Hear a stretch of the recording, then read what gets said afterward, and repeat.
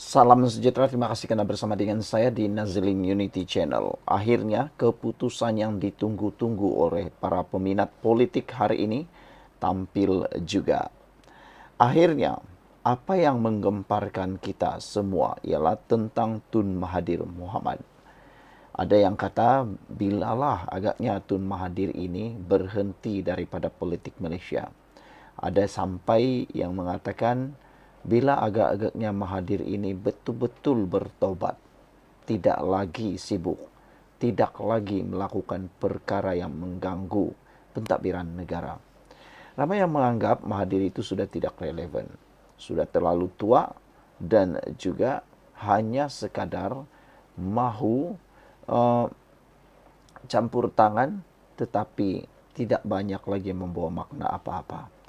Kegagalan beliau mendapatkan kerusi di parlimen Langkawi membuktikan beliau sudah ditolak rakyat. Tapi keengganan beliau untuk berundur daripada politik ada yang menganggap adalah karena keegoan beliau, rasa sakit hati beliau terhadap kebolehan Anwar Ibrahim untuk naik lagi menjadi Perdana Menteri. Mahathir pernah berkata, pernah menyatakan bahawa beliau akan terus berjuang. Saudara, hari ini kita digemparkan sekali lagi apabila Tun Mahathir menganggap adat ditegak walau tidak selari dengan undang-undang. Inilah yang membuatkan ramai netizen kata Tun Mahathir ini dah semakin nyenyuk. Sebelum kita teruskan ulasan ini, jika Anda sayang Malaysia, tinggalkan komen dengan tanda pagar Kami Sayang Malaysia. Sebelum itu, saya nak kongsikan dengan Anda semua. Ini transfer factor for life. Ini ialah terapi imun yang meningkatkan daya imun badan kita sehingga 400%.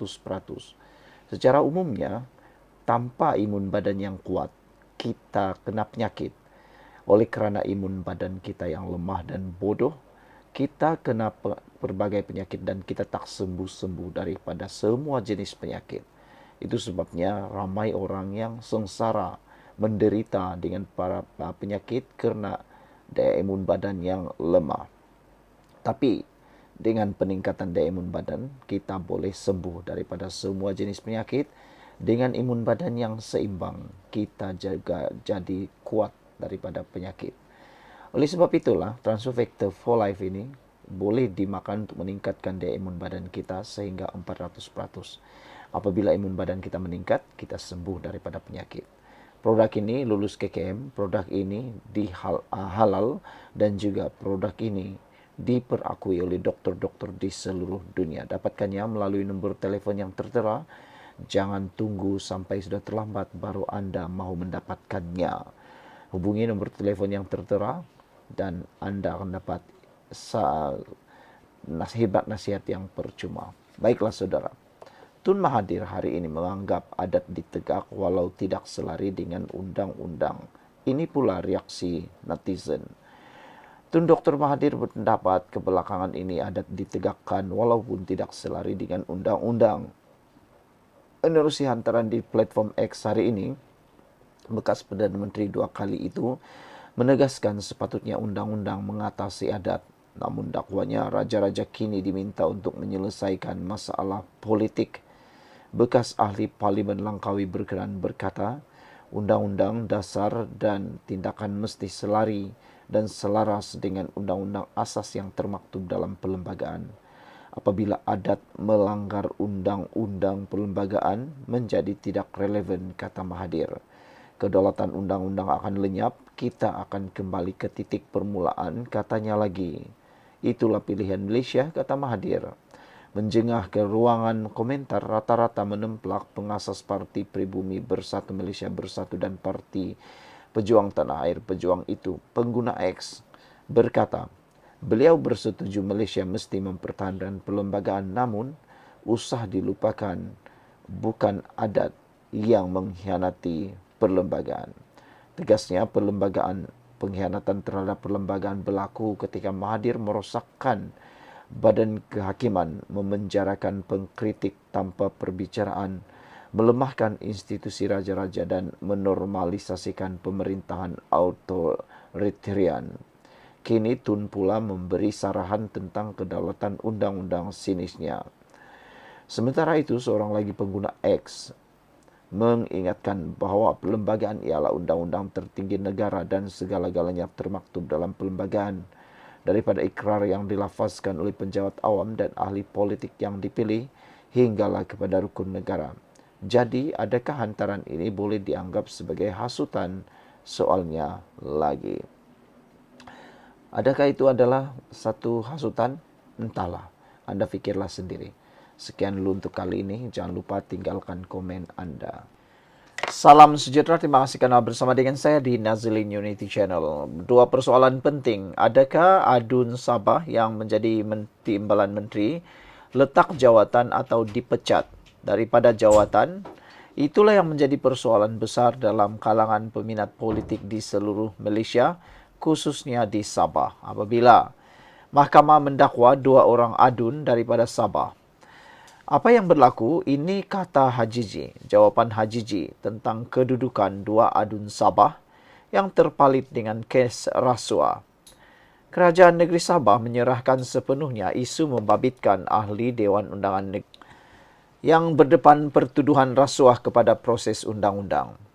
Ketua Menteri Datuk Seri Hajiji Noor berkata kerajaan negeri tidak akan campur tangan dalam sebarang siasatan berkaitan dua adun terbabit. Kita menghormati undang-undang dan kita akan membiarkan proses undang-undang untuk berjalan seperti sepatutnya, kata beliau lagi. Kerajaan negeri tidak akan campur tangan dalam sebarang siasatan dan tindakan undang-undang terhadap mana-mana pemimpin kerajaan, katanya dalam satu kenyataan hari ini. Saudara, jika Anda sayang keharmonian negara atau Anda benci dengan rasuah, tolong tinggalkan komen Anda dalam ruangan komen dengan tanda pagar kami benci rasuah. Menjadi persoalan saya kepada Anda semua ialah apa sepatutnya yang dilakukan oleh Hajiji dan dua orang adun ini. Patutkah mereka direhatkan ataupun letak jawatan sementara waktu? Sebelum itu, saya nak kongsikan dengan Anda semua. Ini, Transfer Factor for Life. Ini ialah terapi imun yang meningkatkan daya imun badan kita sehingga 400%. Secara umumnya, kita kena penyakit kerana imun badan kita yang lemah. Secara umumnya, kita kena penyakit kerana imun badan kita yang bodoh. Dengan peningkatan daya imun tubuh badan kita, kita dapat melawan penyakit dengan kuat melalui imun tubuh badan kita. Dengan imun badan yang kuat, kita boleh sembuh daripada pelbagai jenis penyakit. Saudara-saudara sekalian, produk ini lulus KKM dan diperakui oleh seluruh doktor di seluruh dunia. Jika Anda mahu mendapatkan produk ini, hubungi nombor yang tertera. Produk ini lulus KKM dan juga halal. Saudara, apa pendapat Anda tentang isu sebentar tadi? Patutkah dua orang adun tersebut, dua adun tersebut letak jawatan atau dipecat saja? Itu persoalan yang besar yang perlu Anda jawab. Kata Hajiji, kerajaan negeri tidak akan campur tangan dalam sebarang siasatan dan tindakan undang-undang terhadap mana-mana pemimpin kerajaan. Terdahulu, Adun Sindumin, Datuk Dr. Yusuf Yaakob dan Adun Tanjung Batu, Datuk Andi Muhammad Suryardi Bandi didakwa atas pertuduhan rasuah di hadapan Hakim Mahkamah Session Jason juga hari ini.